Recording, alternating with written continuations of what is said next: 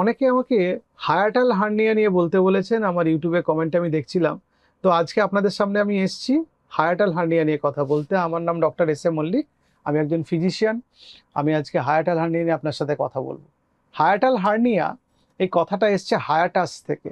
আমাদের যে বুক এবং পেটের মাঝখানে যে মাংসলো পর্দার মতো একটা স্ট্রাকচার থাকে যার নাম ডায়াফ্রাম, সেখানে কিছু ছিদ্র থাকে, সেগুলো মধ্যে দিয়ে ইসোফেগাস, অ্যাওর্টা এইসব অর্গানসগুলো বুক থেকে পেটের মধ্যে ঢোকে। এখন এই যে খাদ্যনালী বা ইসোফেগাস, যে ফুটোটার মধ্যে দিয়ে ঢোকে তাকে ইসোফেজিয়াল হায়াটাস বলে, সেটা দিয়ে ঢুকে স্টমাকের সঙ্গে যুক্ত হয় এবং যেখানে গ্যাস্ট্রো ইসোফেজিয়াল জাংশন আছে এবং ডায়াফ্রামের এই অংশটা একটা টাইট হয়ে ওই গ্যাস্ট্রো ইসোফেজিয়াল জাংশনটা ক্রিয়েট করে এবং সেখান থেকে একটা প্রেশার ক্রিয়েটেড হয়, যার জন্য স্টমাকের অ্যাসিডিক কন্টেন্ট ইসোফেগাসে ঢুকতে পারে না। শুধু তাই নয়, এই ইম্পর্টেন্ট একটা স্ট্রাকচার এই ডায়াফ্রাম, যাতে স্টমাকের অংশ বুকের মধ্যে চলে না আসে, তাহলে তো আমাদের নিঃশ্বাস নিতে, শ্বাস প্রশ্বাসে অসুবিধা হবে।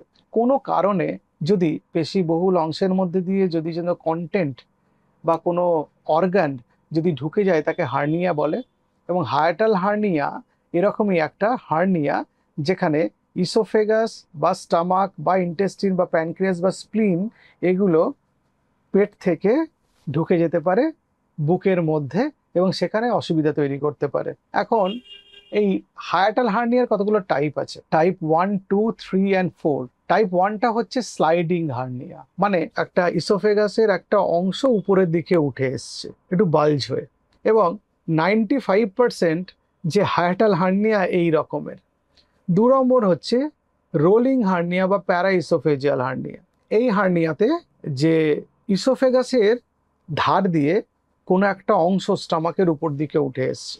টাইপ 3 হচ্ছে টাইপ 1 আর টাইপ 2-র মিক্সড, এটাকে মিক্সড হায়াটাল হার্নিয়া বলে, মানে ইসোফেগাসের কিছুটা অংশ এসছে বা স্টমাকের। আর টাইপ 4 এটাতে ইসোফেগাসের একটা অংশতে এসছেই, আরও কিছু অংশ উপরের দিকে উঠে এসছে, সেটা ইন্টেস্টিন হতে পারে বা প্যানক্রিয়াস হতে পারে বা স্প্লিন হতে পারে।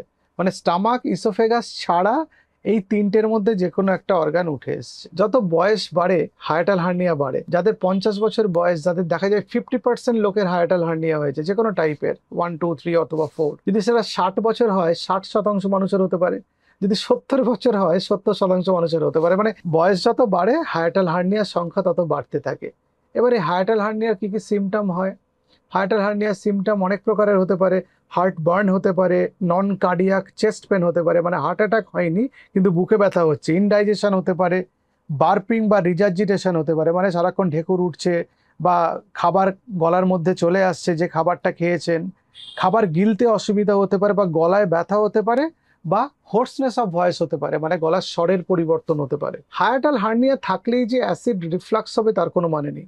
আবার অ্যাসিড রিফ্লাক্স থাকলেই যে হায়াটাল হার্নিয়া হয়েছে সেটাও ভাবার কোনো কারণ নেই। কিন্তু হায়াটাল হার্নিয়া হলে অ্যাসিড রিফ্লাক্স সংখ্যা বা সম্ভাবনা অনেকটা বেড়ে যায়। অ্যাসিড রিফ্লাক্স হলে আমাদের যেরকম অসুবিধা হয়, গলার কাছে জ্বালা করে, বুকে একটা চাপ অনুভূত হয়, খাবার পরে একটা অস্বস্তি হয়, সেটা ওই হায়াটাল হার্নিয়া হওয়ার জন্য গ্যাস্ট্রো ইসোফেজিয়াল জাংশন যেটা, সেটা ভালো করে বন্ধ না হওয়ার জন্য আমাদের পাকস্থলীর যে অ্যাসিড মিশ্রিত খাদ্যকণা সেগুলো স্টমাকে উঠে আসার জন্য, ইসোফেগাসে উঠে আসার জন্য এই প্রবলেমগুলো হয়। তখন মনে হয় অ্যাসিড রিফ্লাক্স হচ্ছে। আবার যাদের প্যারা ইসোফেজিয়াল হার্নিয়া আছে তাদের পেইন হতে পারে বুকের মাঝখানে, নশিয়া হতে পারে বা খাবার ডাইজেশনের প্রবলেম হতে পারে। আর কিছু বিশেষ ক্ষেত্রে শ্বাসকষ্ট হতে পারে, যখন অনেকটা কন্টেন্ট, সেটা ইন্টেস্টিন হতে পারে, স্টমাক হতে পারে, যে পেটের মধ্যে যদি উঠে আসে তাহলে লাংসের চাপ দেওয়ার জন্য অনেক সময় শ্বাসকষ্ট হতে পারে। হায়াটাল হার্নিয়া যখন বেন্ডিং করে লোকের সামনের দিকে বা কোনো জিনিস লিফট করছে বা কোনো কাশি দিল, তখন অনেকটা অংশ পেটের মধ্যে চাপ বেড়ে যাওয়ার জন্য, অনেকটা উপর দিকে উঠে আসার জন্য ব্যথা হতে পারে। অনেক সময় ফিল করতে পারে যে একটা কি বালজিং হয়ে আছে, সেটা বাইরে থেকে অনেক সময় ফিল করা যায়, কিন্তু সব যেটা ফিল করা যায় সবটাই হায়াটাল হার্নিয়া নয় বা হায়াটাল হার্নিয়া নয়। তার কারণ স্টারনামের নিচের অংশটাও গোল মতো দেখতে এবং অনেকে ভয় পান যে কি দেখুন তো ফুলে আছে ডাক্তারবাবু এখানে। হায়াটাল হার্নিয়া কেন হয়? কোনো কারণে মনে করুন একটা সার্জারি হলো বা বার্থ ডিফেক্ট হলো বা ইনজুরি হলো, তার জন্য ডায়াফ্রামের এই অংশটা, যে অংশের মধ্য দিয়ে ইসোফেগাসটা আমাদের অ্যাবডোমেনে বা পেটের মধ্যে ঢোকে, সেই অংশটা লুজ হয়ে যাওয়ার জন্য হতে পারে। অথবা একটা ক্রনিক স্ট্রেনিং হচ্ছে কোনো কারণে, সেটা আপনার কনস্টিপেশনের জন্য পটি করার সময় পেটে চাপ দেওয়া থেকে হতে পারে, বা অনেক দিন ধরে আপনি কাশছেন সেটা থেকে হতে পারে, অথবা আপনি খুব হেভি এক্সারসাইজ করেন বা খুব ভারী জিনিস লিফট করেন আপনার কাজের সূত্রে, অথবা আপনি প্রেগনেন্ট এবং প্রেগনেন্সিতে ইন্ট্রা অ্যাবডোমিনাল প্রেশার বেড়ে গিয়ে হায়াটাল হার্নিয়া হতে পারে। সুতরাং পেটের মধ্যে কোনো কারণে চাপ বেড়ে বহুদিন ধরে একটু একটু একটু একটু করে ইসোফেজিয়াল মাসেলের উইকনেস হওয়ার জন্য হায়াটাল হার্নিয়া হয়। হায়াটাল হার্নিয়া ইউজুয়ালি কোনো সিমটম হয় না, কিন্তু সাইজে যদি বড় হয় এবং কিছু কিছু বিশেষ ক্ষেত্রে সিমটমসগুলো হয়, যেগুলো আমি আলোচনা করেছি। এবার হায়াটাস হার্নিয়া থাকলে জটিলতা কি হবে? 1 নম্বর জটিলতা হচ্ছে ইসোফেজাইটিস। স্টমাকের কন্টেন্ট ইসোফেগাসের মধ্যে ঢুকে ইসোফেজাইটিস করে, মানে ইনফ্লামেশন করে ভেতরে। 2 নম্বর ইসোফেজিয়াল স্ট্রিকচার, ওই একই কারণে লং স্ট্যান্ডিং একটা প্রদাহ, অ্যাসিড ঢুকে, খাদ্যকণা ঢুকে ইসোফেগাসের মধ্যে প্রদাহ তৈরি করে তার ভিতরের অংশটা সরু করে দেয়, ন্যারোয়িং, তাকে ইসোফেজিয়াল স্ট্রিকচার বলে। আর 3 নম্বর ব্যারেটস ইসোফেগাস, যে ইসোফেগাসের মধ্যে যে লাইনিং থাকে, গবলেট সেলস ইত্যাদি, সেগুলো চেঞ্জ হয়ে গিয়ে ইন্টেস্টিনাল সেলসের মতো হয়ে যায়, ইন্টেস্টিনাল মেটাপ্লাসিয়া বলে। এই ব্যারেট ইসোফেগাসটা কিন্তু ক্ষতিকারক, এটা থেকে আপনার পরবর্তীকালে ক্যান্সার হতে পারে, এটাকে প্রি ক্যান্সারাস লিশন বলে।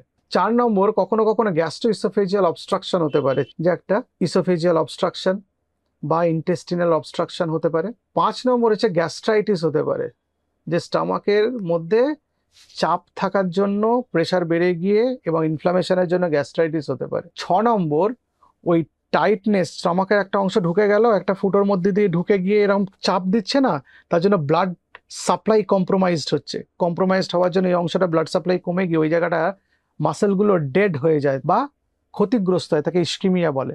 পরবর্তীকালে নেক্রোসিস হতে পারে ওখানে। হায়াটাল হার্নিয়া ডায়াগনোসিসের জন্য চেস্ট এক্সরে করা যেতে পারে, ইসোফ্যাগ্রাম করা হয়, বেরিয়াম খাইয়ে ছবি নেওয়া, আপার জিয়া এন্ডোস্কোপি করা হয়, বা ইসোফেজিয়াল ম্যানোমেট্রি, মানে একটা যন্ত্র দিয়ে প্রেশার চেক করে দেখা হয় কিছু গোলমাল হয়েছে কিনা। এর চিকিৎসা কি হবে? হায়াটাল হার্নিয়া এমনি এমনি চলে যায় না, যদি অসুবিধা তৈরি করে চিকিৎসা করতে হবে, যদি সিমটম হয় সিমটোম্যাটিক ট্রিটমেন্ট করতে হবে। কখনো কখনো পিপিআই বা গ্যাসের ওষুধ খেতে হতে পারে, লিকুইড অ্যান্টাসিড খাওয়ানো হয় কারো কারো ক্ষেত্রে। কিছু জীবনশৈলী পরিবর্তন করতে বলা হয়, ওজন কমানোর, যাতে পেটের মধ্যে প্রেশার কমে যায়। অল্প অল্প করে খাবার খেতে বলা হয়, একসঙ্গে প্রচুর খাবার না খেয়ে। ফ্যাট জাতীয় খাবার খেতে না বলা হয়। হাই ফাইবার খাবার কারো কারো ক্ষেত্রে অ্যাভয়েড করতে বলা হয়, যাতে স্টমাকের মধ্যে খাবার বেশিক্ষণ না থেকে নিচের দিকে নেমে যায়। আর যাদের লং স্ট্যান্ডিং এই প্রবলেম হচ্ছে, ওষুধ অনেকদিন ধরে খাচ্ছেন, সাইড এফেক্ট হচ্ছে, বা এমন বড় হয়ে গেছে ব্যথা হচ্ছে, তাদের ক্ষেত্রে কিছু সার্জারি আছে, সেটা করতে হয়। এই সার্জারির মধ্যে ল্যাপ্রোস্কোপিক্যালি করা যায়, অংশটাকে টেনে নিচের দিকে নামিয়ে আনা হয়, তারপর টাইটেনিং করে দেওয়া হয় চারপাশের মাসলগুলোকে, এবং তার ফলে আরো অংশটা উঠে যেতে পারে না, তার জন্য হায়াটাল হার্নিয়া বেটার হয়ে যায়। পরে আবার রেকারও করতে পারে, কিন্তু আপাতত পেশেন্ট অনেক শান্তি পেলেন, মুক্তি পেলেন। এটাকে ফান্ডোপ্লাইকেশন বলে, এটা একটা অপারেশন, খুব ইম্পর্টেন্ট একটা অপারেশন। হায়াটাল হার্নিয়া হলে কি সেরে যায়? না, হায়াটাল হার্নিয়া হলে সেরে যায় না। হায়াটাল হার্নিয়া হলে কি সব ক্ষেত্রে অপারেশন করতে হয়? না, সব ক্ষেত্রে অপারেশন করতে হয় না। গ্যাস্ট্রো ইসোফেজিয়াল রিফ্লাক্স হচ্ছে বা অ্যাসিডিটি হচ্ছে মানেই কি আপনার হায়াটাল হার্নিয়া আছে? তার কোনো মানে নেই, নাও থাকতে পারে।